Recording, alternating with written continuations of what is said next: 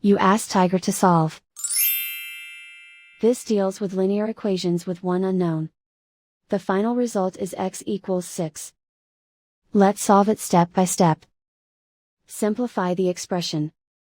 Find the greatest common factor of the numerator and denominator. Factor out and cancel the greatest common factor. Isolate the x. Multiply both sides by 8. Group like terms. Multiply the coefficients. Simplify the fraction. Multiply the fractions.